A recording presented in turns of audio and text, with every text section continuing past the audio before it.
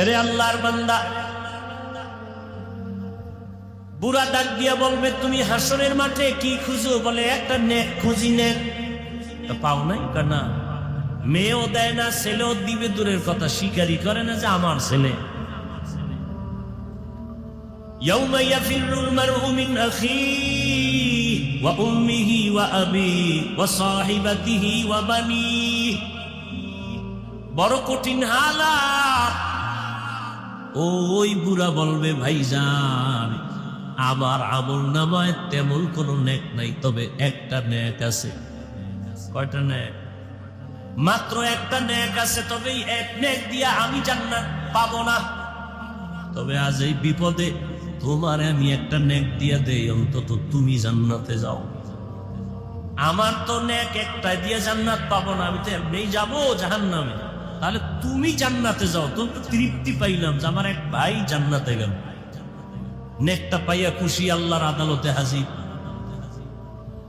আল্লাহকে বলবেন, হে মালিক, নেক পেয়ে গেছি, দিছে কে? ছেলে না, মেয়ে না, ভাই না, কে? বলে, এক আল্লাহ, আপনার বান্দা বুড়া মানুষ। ফেরেশতারা হাজির করো।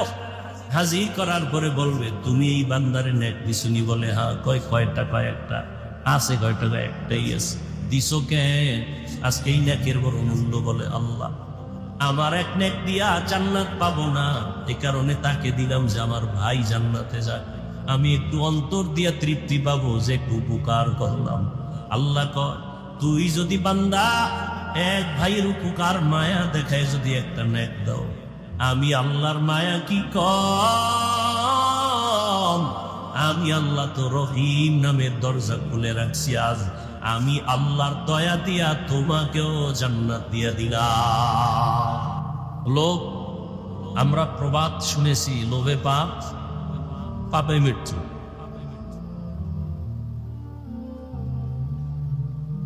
এই লোভ বড় কঠিন এক জিনিস। আল্লাহ পাক রব্বুল আলামিনের জন্য বলছেন, সাবধান। ইয়া আইয়ুহাল্লাযীনা আমানু লা তুলহিকুম আমওয়ালুকুম ওয়ালা আওলাদুকুম আন যিকরিল্লাহ।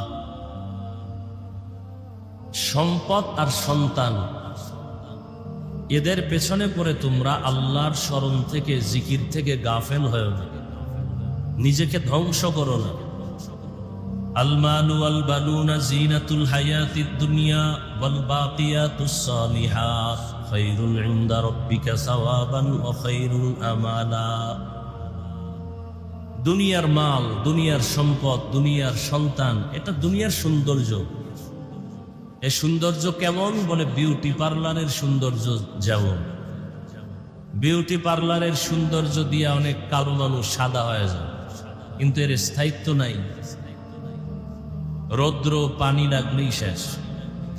ঠিক দুনিয়ার এই সম্পদ, সন্তান, দুনিয়ার সৌন্দর্য মাত্র।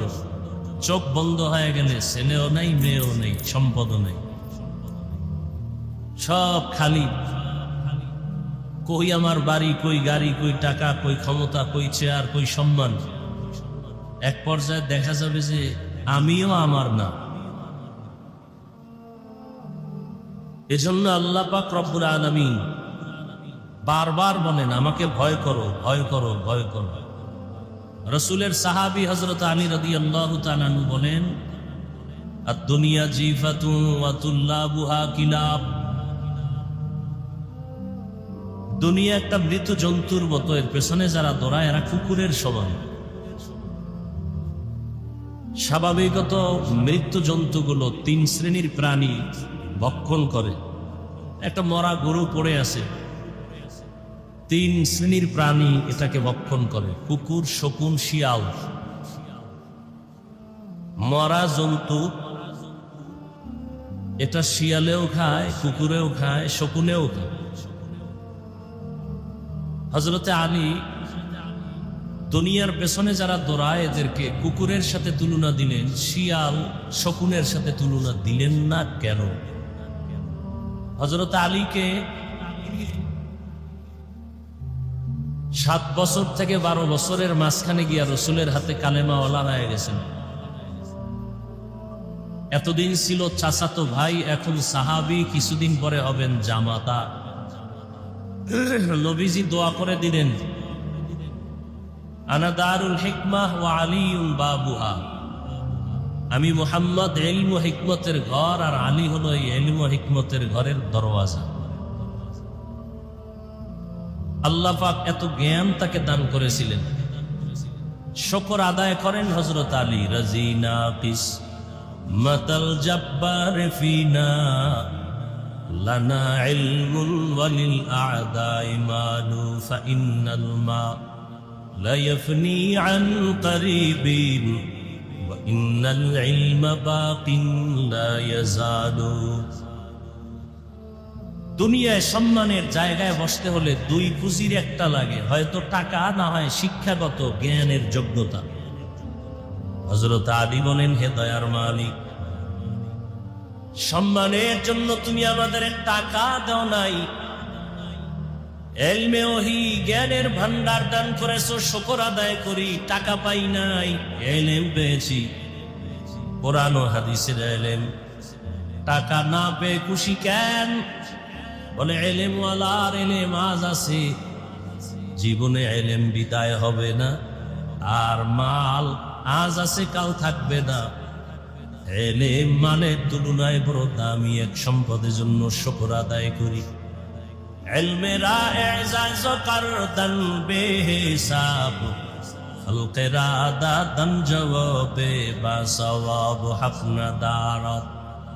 दोस्ते खल्का ज़ारेरा निस्ते ई खसलत के दिन दारेरा। हज़रत अली রাদিয়াল্লাহু তাআলা আনহু আল্লাহর শুকর আদায় করেন, হে মালিক, তুমি আমাদের সম্পদ আর মাল দাও নাই, তুমি ইলমে দ্বীন দান করেছো, শুকর আদায় করি। ইলম বড় দামি এক সম্পদ। টাকাওয়ালার টাকা আজ আছে, কাল থাকবে না। ইলম ওয়ালার ইলম সিনায় ঢুকবে, কখনো ইলম বিদায় হবে না। টাকাওয়ালার যত টাকা বাড়ে তত দুশমন বাড়ে, ইলম ওয়ালার ইলম যত বাড়ে তত বন্ধু বাড়ে। টাকাওয়ালার যত বয়স বাড়ে তত ঘৃণা বাড়ে, ইলম ওয়ালার যত বয়স বাড়ে সকলের মুহাব্বত বাড়ে। হযরত আলী শুকর আদায় করেন। কই টাকাওয়ালা? চট্টগ্রামের জমিনে ঘুমন্ত শাহ আমানত রাহমাতুল্লাহ আলাইহি দুনিয়াদার এক টাকাওয়ালা খাদেম ছিল, সরকারি কর্মচারী, অথচ ওই দুনিয়াদারের কোনো অস্তিত্বই নাই। আর শাহ আমানত রাহমাতুল্লাহ আলাইহির নাম বিধর্মীরা পর্যন্ত শ্রদ্ধার সাথে স্মরণ করে। এটা টাকার বাহাদুরিতে হয় নাই, জ্ঞানের আলো ইলমের বরকতেই হয়েছে। আজ গোটা দুনিয়ার শিক্ষিত মানুষ ডাক্তার জাকির নায়েকরে চিনে, জানে, সম্মান করে, ভক্তি শ্রদ্ধা করে, টাকার কারণে না, একমাত্র তার জ্ঞান, তার আদর্শ। আরে আদর্শই বড় দামি এক সম্পদ। টাকাওয়ালার টাকা আছে, সম্মান আছে, টাকা নাই, সম্মান নাই। ক্ষমতাওয়ালার ক্ষমতা ছিল, সম্মান ছিল, ক্ষমতা নাই, সম্মানও নাই। আর আমাদের আল্লাহ ইলমে দ্বীন দান করেছেন। করোনার মতো ভয়ঙ্কর হালাতের মধ্যেও আমাদের মাদ্রাসাগুলো বন্ধ হয় নাই। ইলমেরা ইজাজ করদান বেহিসাব, ইলমেরা ইজাজ করদান বেহিসাব, খালকেরা দাদান জওয়াবে বা সওয়াব। আমরা আগেও যেমন ছিলাম এখনো আছি। আর আমরা বলতে যারা একেবারে কওমি অঙ্গনের, আমরা তো আরো মানুষের নজরে একটু একটা পাশে আমরা বসে আছি। কারণ এখানে পড়লে সরকারি সার্টিফিকেট নাই, চাকরি নাই, কত অজুহাত আমাদের উপরে, কত অভিযোগ। কওমিতে পড়লে চাকরি পাওয়া যায় না, কত কথা। কিন্তু আমাদের মতো মুকুটহীন সম্রাট এ জমিনে আর কেউ নেই।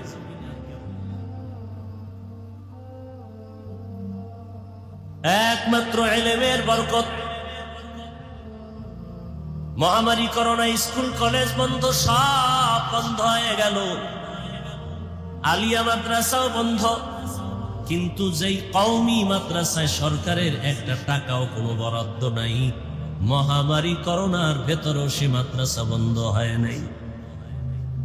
10 বছর আগের এমপি সাহেব কইতো দোয়া চাই, নতুন এমপি এও দোয়া চাই। এটার নাম সম্মান। টাকা দিয়া কিনা যায় না এই সম্মান। টাকার সম্মান আজ আছে, কাল থাকে না। ভোটের আগের রাত্রে আপনারা সম্মান বিক্রি করছেন না? কথা হয় না। ওই ভোটের আগের রাত্রে পায়খানা খাইছেন না? প্রার্থীর থেকে নিজের ইজ্জত বিক্রি করে এখন মাইয়া দেখেন হিজরত করে, বউ হিজরত করে। বিষয় কি? বলে যে কিনে নিছি না ভোটের আগের রাত্রে, চিল্লাতির কোনো দরকার নাই।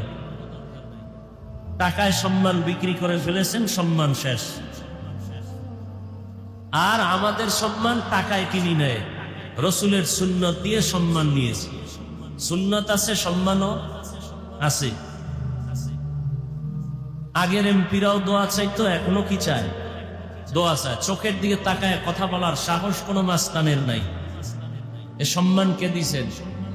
ইলমেরা এজাজ করদান বেহিসাব, হলকেরা দাদন জওয়াবে মাসাওয়াব, আপনা দারত দোস্তে খালকা জানেরা, নিস্তে ই খাসলত কে দিনদারেরা।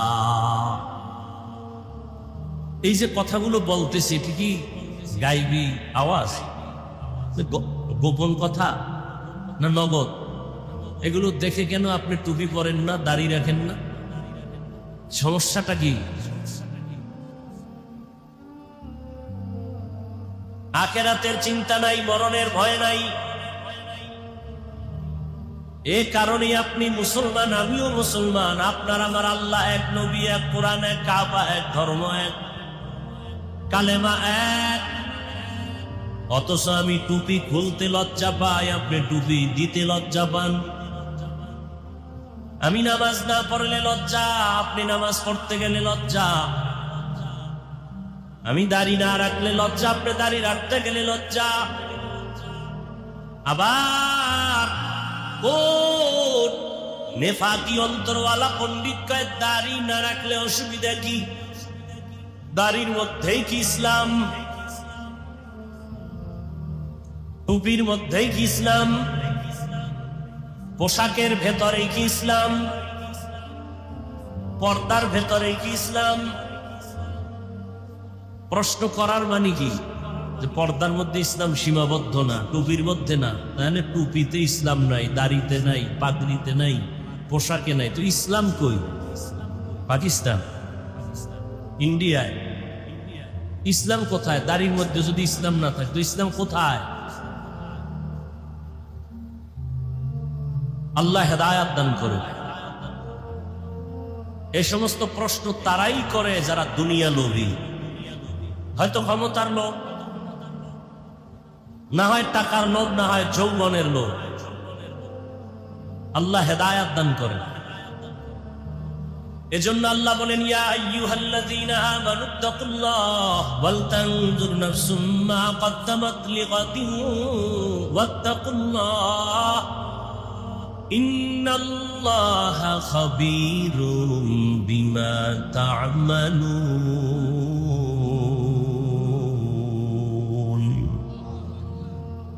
আল্লাহ তাআলা বলেন, তোমার এই জীবন কিচ্ছু না, সামনে তোমার অনন্তকাল যে একটা জীবন আসবে, যার শুরু আছে শেষ নাই।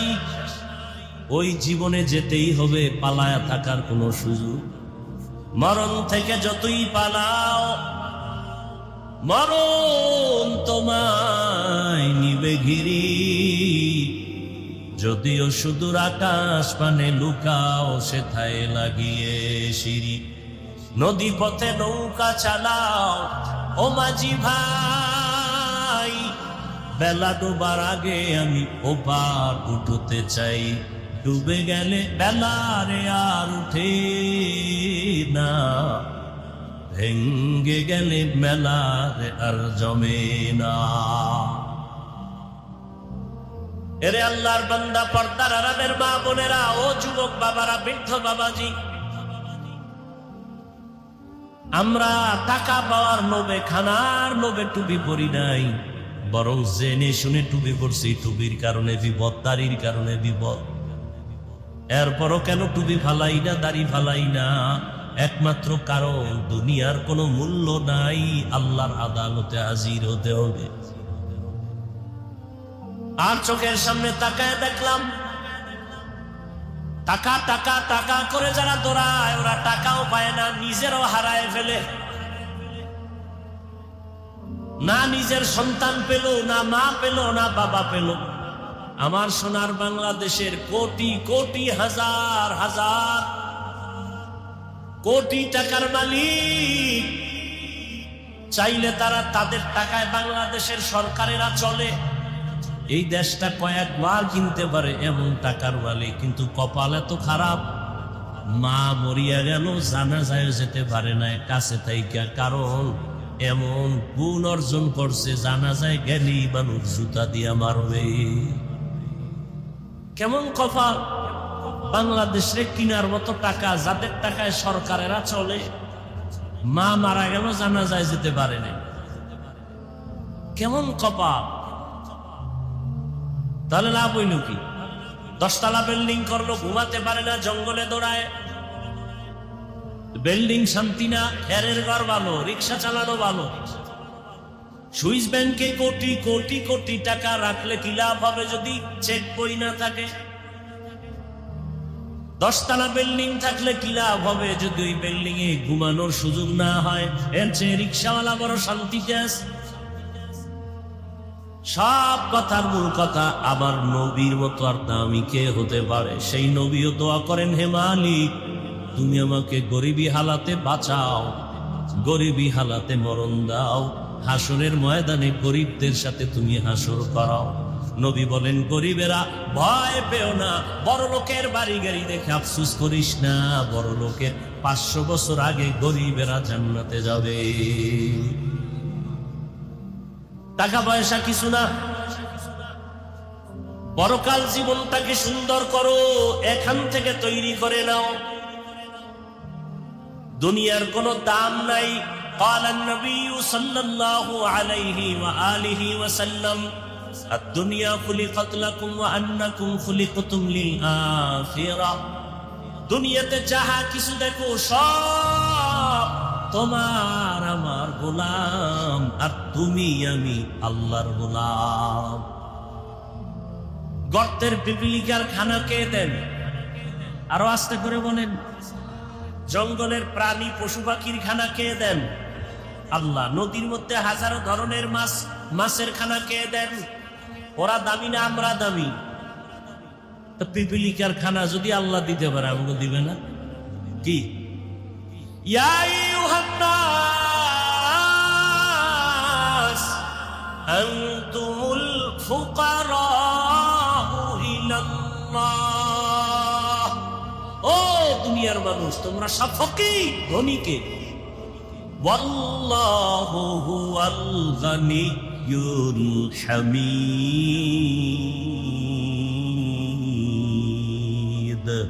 বরতাওয়াক্কুল মিকুনিহার সুবহ শাম, মিরসানাত রিজকে তু আজলামাকা। জঙ্গলের হাজারো প্রাণীর খানা যে আল্লাহ দেন। উড়ন্ত পাখি সকালবেলা উঠতে থাকে, খোলা আকাশে উড়ে উড়ে পেট ভরে বাচ্চার খানা নিয়ে সন্ধ্যাবেলা বাসায় হাজির। কে খাওয়ায়? আল্লাহ। ওদের খানা দিলে আমাকে দিবে, এটাই তো বাস্তব। কিন্তু আমরা খানায় কেন কষ্ট পাই? পিপিলিকার খানায় কষ্ট নাই, গরুর খানায় কষ্ট নাই। গরু যদি মাঝে মাঝে কষ্ট পায়, ওর নিজের দোষে না, নিমক হারাম মানুষের দোষে। মানুষের অপরাধের কারণে গরু কষ্ট পায়, আপনার আমার অপরাধের কারণে আমরা খানায় কষ্ট পাই। পিপিলিকা পায় না কেন? আল্লাহ ওদেরকে যে ডিউটি দিয়া পাঠাইছেন, সে ডিউটি পালন করে, গাদ্দারি করে না। আর আমরা মানুষের আল্লাহ যে কাজের জন্য বানাইছেন, ও কাজ আমরা করি না। মানুষকে দেখাবার জন্য নামাজ পড়ি। যদি আল্লাহর জন্যই নামাজ আদায় করতাম তাহলে নামাজ পড়িয়া কেউ সুদের টাকায় ব্যবসা লাগাইতে পারত না। কত নামাজি নামাজ পড়ে সুদের টাকায় ব্যবসা করে, অথচ সুদের সাথে যারা জড়িত 24টা ঘন্টা তার আপন মায়ের সাথে জেনার গুনাহ। কত বড় কুলাঙ্গা! জীবনে যতটা মোনাজাত দিবে সুদের খাতায় নাম থাকা অবস্থা একটা মোনাজাত কবুল হবে না। নামি দেবী 5-7টা সুদ করের নাম লেখা ধান খেতে রাখলে জীবনে পোকাও আইব না সুদ করের ভয়ে। কেমন সান খাবাইল্লা বেইমান। ইয়া আইয়ুহাল্লাযীনা আমানুত্তাকুল্লাহ ওয়া যারু মা বাকিয়া মিনার রিবা ইন কুনতুম মুমিনিন ফাইন লাম তাফআলু ফাআযানু বিহারবিন মিনাল্লাহি ওয়া রাসূলিহি। আল্লাহ ব্যবসাকে হালাল করেছেন, সুদ হারাম করেছেন। বড় কঠিন, বলারও মানুষ নাই, শোনারও মানুষ নাই, বিরোধিতা করার মানুষের অভাব নাই। কি আগামী জুমায় যদি এই বয়ানগুলো একটু কেউ মসজিদে শুরু করে, মাগরিবের সূর্য ডুবার পরে দেখবে গাইবি আওয়াজ। কি আওয়াজ? ইমাম সাহেব 1 মাসের ছুটি। কেন? শিয়ালের হাতে মুরগি আমানত। শিয়ালের হাতে মুরগি দিলে যা হয়, সুদখোরের হাতে মাদ্রাসা মসজিদের চাবি দিলে তাই হয়। দিছে কে? জিবরাইল। কথা বলেন না কেন? 24 ঘন্টা যে মায়ের সাথে জিনার গুনাহ আসে, মসজিদ মাদ্রাসার দায়িত্বে আসে কিভাবে? তো ঠাডা বইরা মরা দরকার। হুজুর টুজুর সুদ্দা ঠাডা পড়ে না কেন?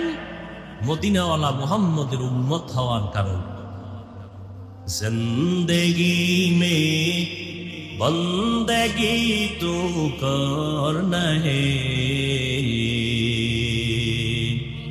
জিন্দেগি মে বন্দেগি তু করনা হে, জিন্দেগি বে বন্দেগি শर्मिंदा है, जिंदगी बे बंदगी शर्मिंदा है। यहाँ हम सब मुसाफिर दिल ना लगा, अहले दिल की नजर से रूह करता जा। यहाँ हम सब मुसाफिर दिल ना लगा, अहले दिल की नजर से रूह करता जा। शाह दौलत सब फकीर गर नेक नहीं, शाह दौलत सब फकीर गर नेक नहीं, जिंदगी में बंदगी तू करना है,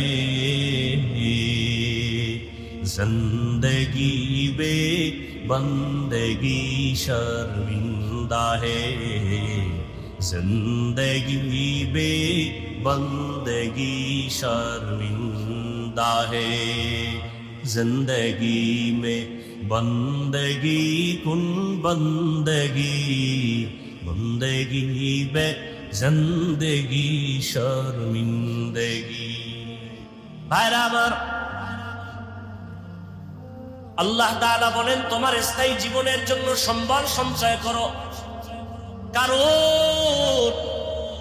আজ তোমার কোনো অভাব যদি দেখা যায় তা পূরণের সুযোগ আছে। চোখ বন্ধ হয়ে গেলে, অভাব পড়লে একটা নেকের টানেও হাসরের ময়দানে উপকার কেউ করবে না।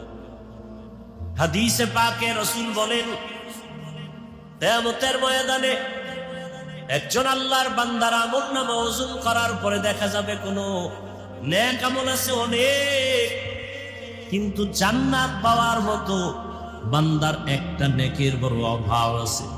একটা নেক আমল হলেই তার নেকের পাল্লাটা ভারী হয়ে যাবে, কিন্তু এই একটা নেকের বড় অভাব।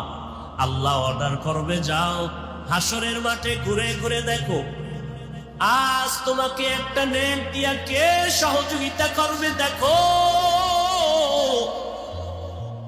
এক নেকের অভাব, একটা নেকের অভাবে যাও, ছেলের কাছে যাও, মেয়ের কাছে যাও, গিয়া বলবে বাবাই ও সন্তান আমার একটা নেক দাও।